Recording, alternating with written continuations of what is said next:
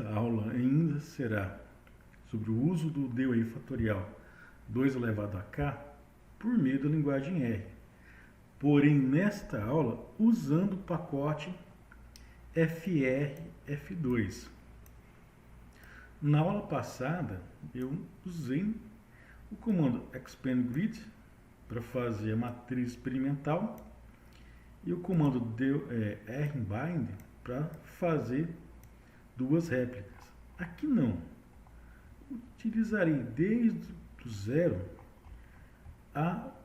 o pacote do R para trabalhar com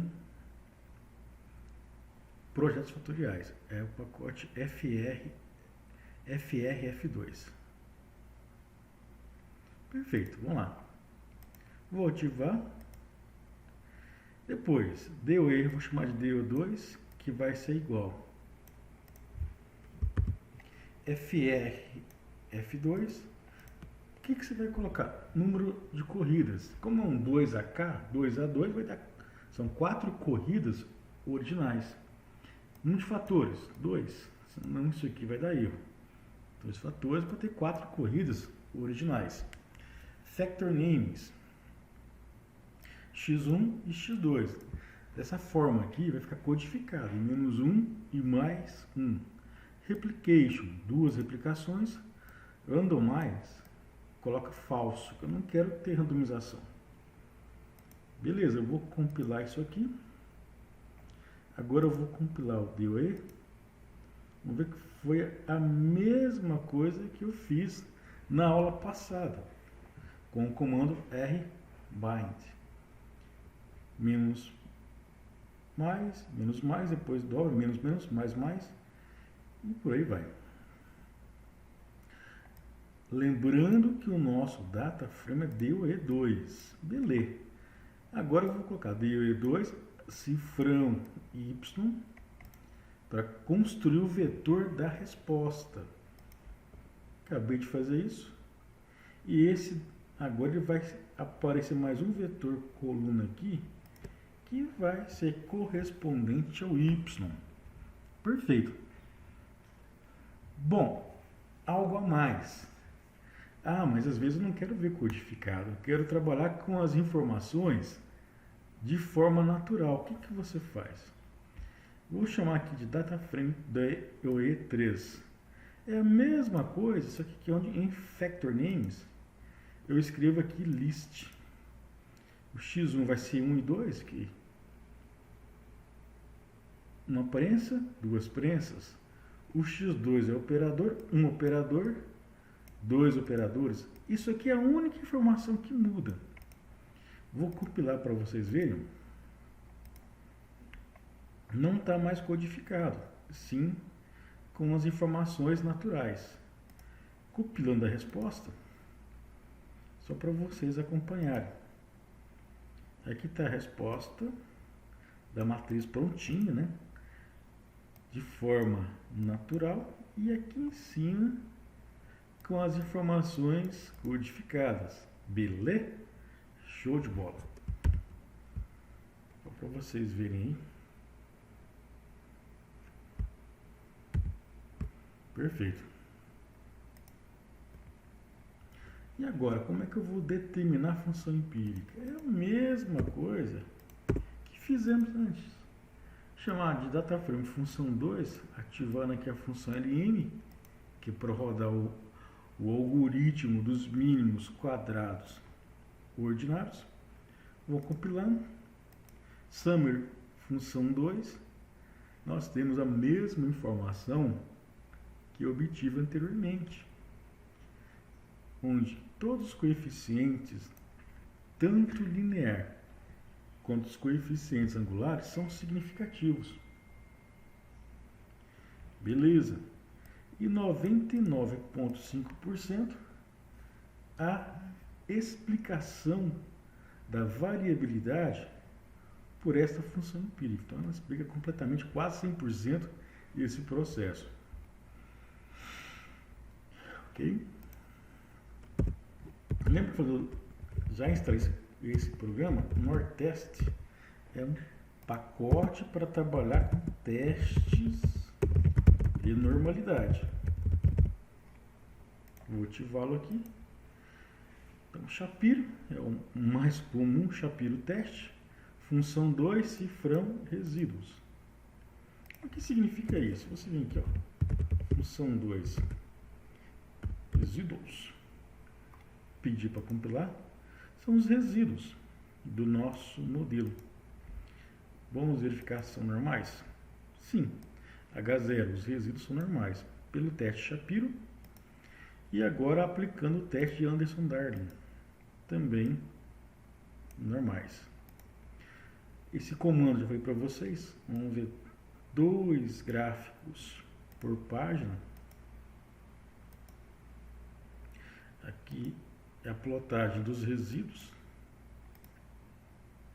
Que dá para ver que eles seguem um comportamento seguindo uma função normal mesmo. Quando você olha pelos quartis teóricos.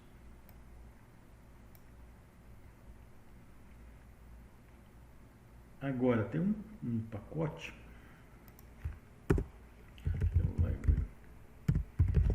car e library ln test. Ativo os dois. Agora eu quero um gráfico por página. Vou pedir para compilar isso aqui. É isso aqui. Aqui é um box plot. Para mostrar que não tem aqui a questão de outliers. Então o modelo está muito bem ajustado. O pacote que eu falei para vocês é library OLS.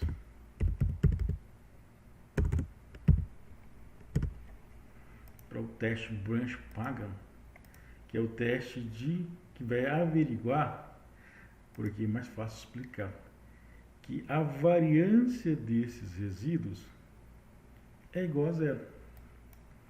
Então, o H0 é isso, então a gente pode concluir que a variância dos resíduos ela é zero. Então, aceitamos a homocedasticidade. Vamos plotar o gráfico da interação. É a mesma análise que eu comentei na aula passada. A mesma coisa aqui. O gráfico Matplot, que é o gráfico dos efeitos, a média dos efeitos, é sempre feito com modelo linear. Então agora você tira o produto aqui e coloca de forma aditiva. Tá vendo? Aqui está mais. Antes nós calculamos com o produto para ter interação. Aqui não é o caso. Compilou, depois usa a função matplot, função 22. Já expliquei o que significa isso aqui na aula passada. Agora vamos trabalhar com gráfico de superfície. O que nós temos aqui?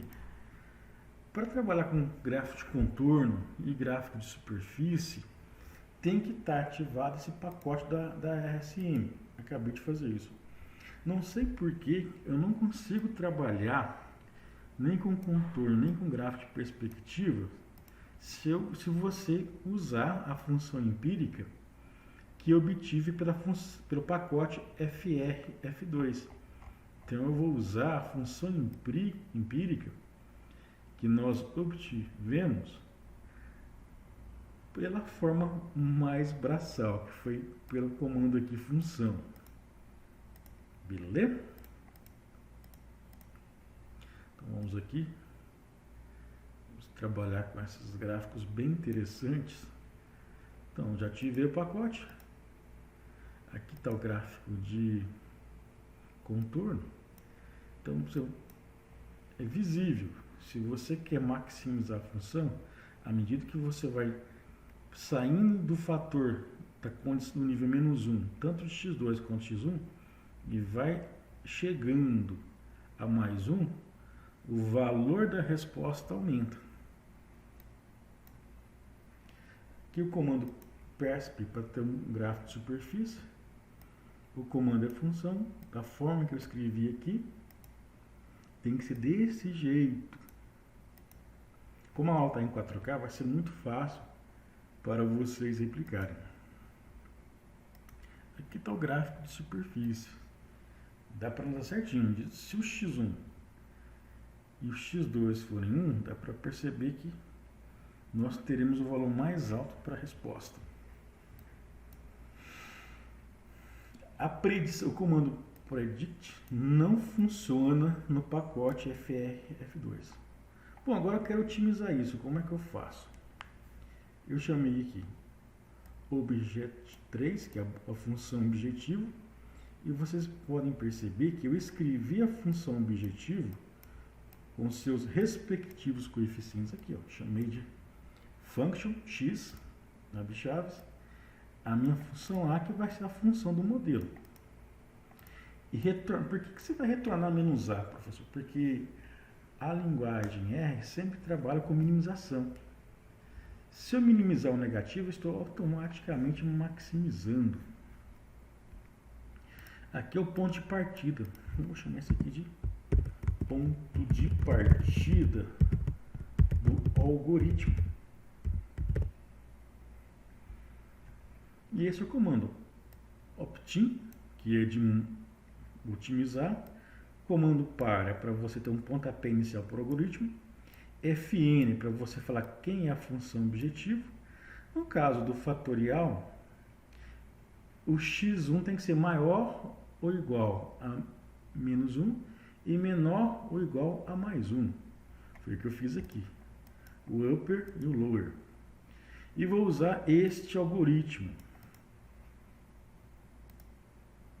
Essa eu vou compilar aqui a função, não fiz isso ainda, que vai dar erro. Pronto.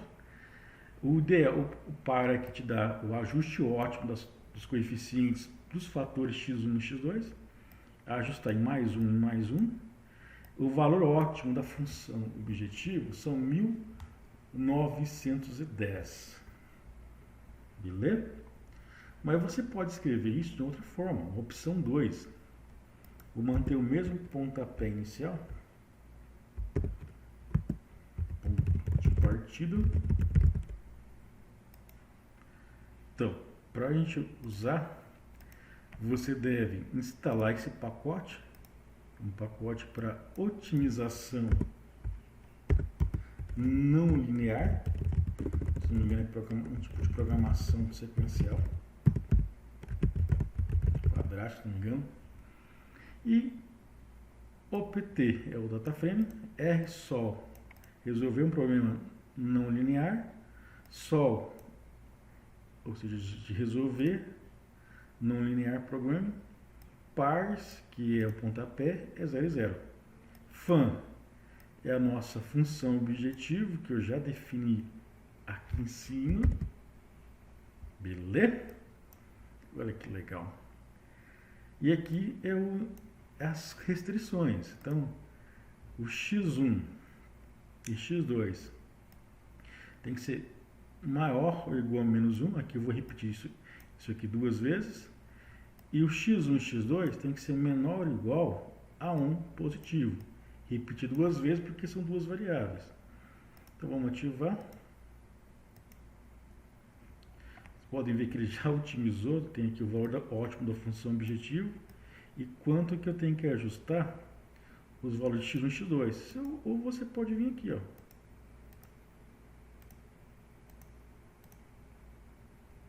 Beleza?